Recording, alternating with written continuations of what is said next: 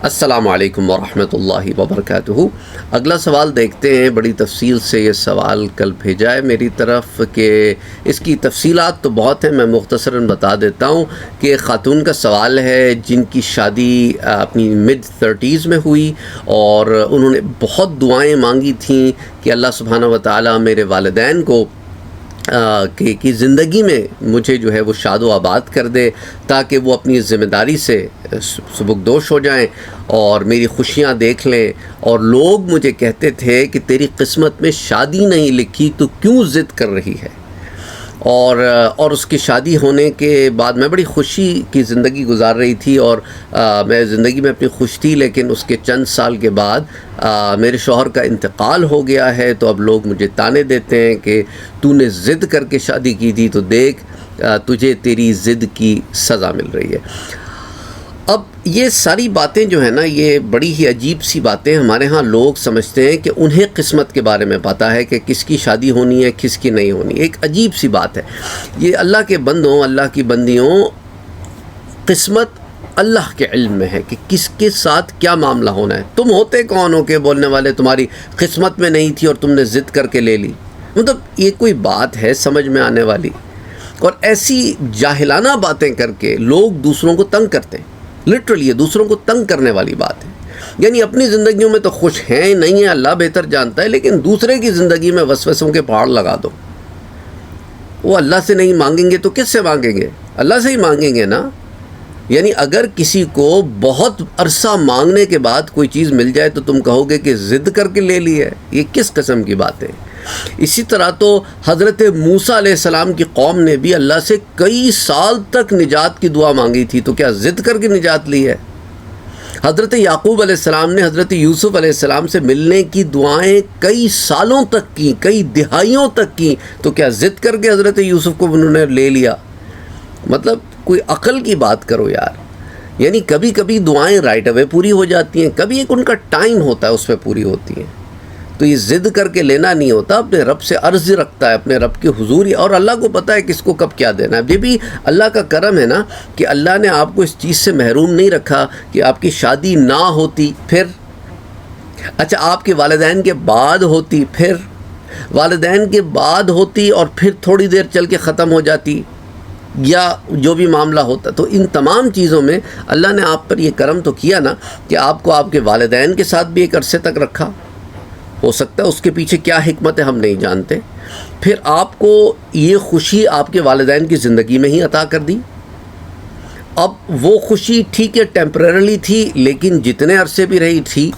اچھا پھر آپ کا یہ کہنا اپنے شوہر سے کہ میں تمہارے بغیر رہ نہیں سکتی تو اس لیے میں تم سے دور نہیں جاؤں گی، پڑھنے کے لیے بھی نہیں جاؤں گی، تو اللہ سبحانہ و تعالیٰ نے وہ وقت بھی آپ کا ان کے ساتھ رکھا۔ مثال کے طور پہ آپ اتنی زندگی میں اپنے مصروف ہو جاتی، آپ دوسرے چیزوں میں لگ جاتی، آپ ان کے ساتھ وہ کوالٹی ٹائم نہ گزار پاتی، ان چند سال جو آپ کا ان کا ساتھ تھا، تو پھر بعد میں آپ کو یہ ملامت بھی ہوتی کہ کاش میں یہ نہ کرتی، میں وہ نہ کرتی، تو پھر اپنے شوہر کے ساتھ وقت گزارتی۔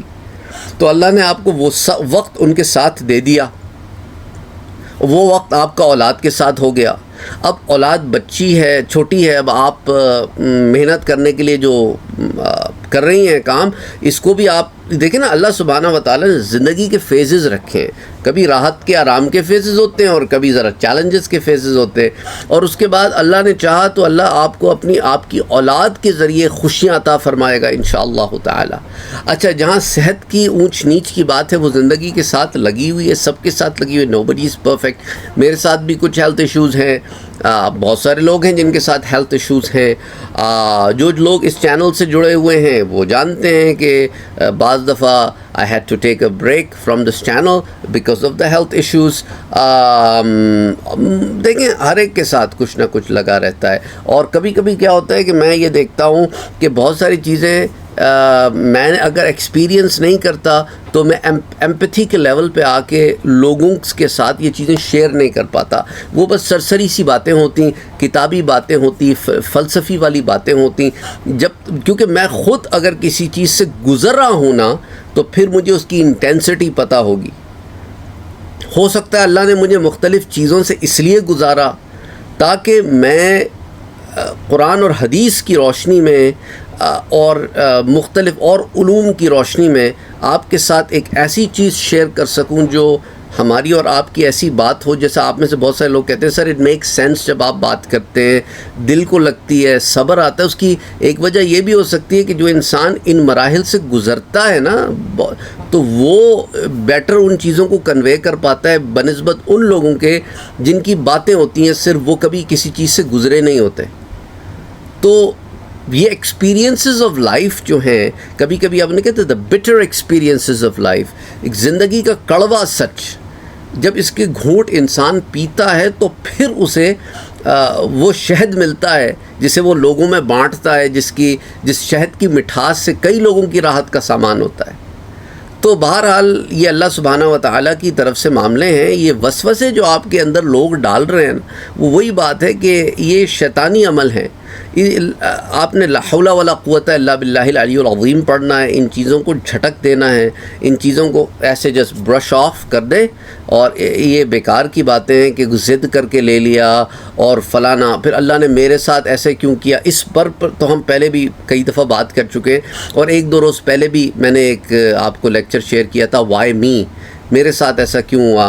تو اب یہ زندگی کے اتار چڑھاؤ ہے, لیبلونکم من الخوف والجوع, کہ بھئی تمہیں آزمایا جائے گا کبھی خوف سے, کبھی بھوک سے, کبھی تمہاری جانوں میں, کبھی تمہارے مالوں میں, کبھی تمہاری آسائشوں آلائشوں میں آزمائش ہے. لیبلوکم ایکم احسن عملا, تاکہ پھر تمہیں پتہ تو چلے نا کہ ویئر یو سٹینڈ. تمہاری سرکمسٹانسز میں جو بھی تمہیں دی جائیں اس میں سے اچھا کام کر کے کون لوٹتا ہے. یہ سارا معاملہ تو تبھی ہوگا نا جب ٹیسٹ آئے گا تو پتہ چلے گا نا کہ آپ نے پڑھائی کتنی اچھی کی تھی. اگر ٹیسٹ ہی نہ ہو تو پتہ کیسے چلے گا؟ What will be the testing criteria? کوئی کرائٹیریا تو ہونا چاہیے نا, پتہ تو چلے محنت کی ہے تو کتنی کی ہے, عقل لگائی ہے تو کتنی لگائی ہے. تو یہ سارا معاملہ ہے زندگی کا. That's how life is. Allah سبحانہ و تعالیٰ سے ہم سب یہی دعا کرتے ہیں کہ اللہ جس چیز کی جو پریشانی ہے اسے تو دور فرما اور اس کے لیے آسانیاں پیدا فرما, وقت میں, مال میں برکت عطا فرما, گناہوں سے بچا, ایمان عطا فرما. یاد رکھو کہ کل بھی میں نے آپ کو شاید بتایا تھا یہ کہ اگر زندگی پرفیکٹ ہوتی تو لوگوں کو پھر اگلی زندگی کو خواہش نہیں ہوتی نا. بلا اللہ نے یہ بات بڑی واضح طور پہ بتا دی کہ تمہیں تو دنیا کی زندگی بہت بھلی لگتی ہے لیکن آخرت کی زندگی خیر اور ابقا ہے. خیر یعنی کہ اچھی ہے اور ابقا یعنی ہمیشہ رہنے والی ہے. لیکن بل توفیرون الحیات دنیا, پر تمہیں دنیا کی زندگی اپنی طرف بڑی کھینچتی ہے کیونکہ تم نے سب کچھ یہیں سمجھ رکھا ہے.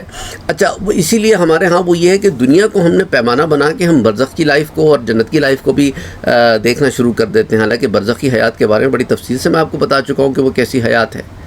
تو جو کچھ ہے وہ یہاں ہے نہیں, جو کچھ ہے وہ یہاں ہے نہیں. سب سے چھوٹی لائف ہماری جو ہے نا وہ اس دنیا میں ہے. ہم اربوں کھربوں سال سے عالم ارواح میں, تھوڑے سے عرصے یہاں ہیں, پھر پتہ نہیں کتنے ہزاروں سال جو ہے لاکھوں سال ہم نے برزخ میں رہنا ہے. پھر قیامت کا ایک دن ہی 50,000 سال کے برابر ہے, رائٹ, کچھ لوگوں کے لیے, اور کچھ کے لیے تو قلیل ہے. اعمال کے حساب سے معاملہ ہے. اور پھر اگر آپ آگے آ جائیں ادھر جنت میں تو خالدین فیہا ابدا والا معاملہ ہے. تو اس لیے آپ کو بتانے کا مقصد یہ ہے کہ don't give up, don't lose hope, اور اللہ سبحانہ و تعالیٰ آپ کے لیے آسانیاں پیدا فرمائے. آمین. اللہم صلی علی محمد وعلی آل محمد.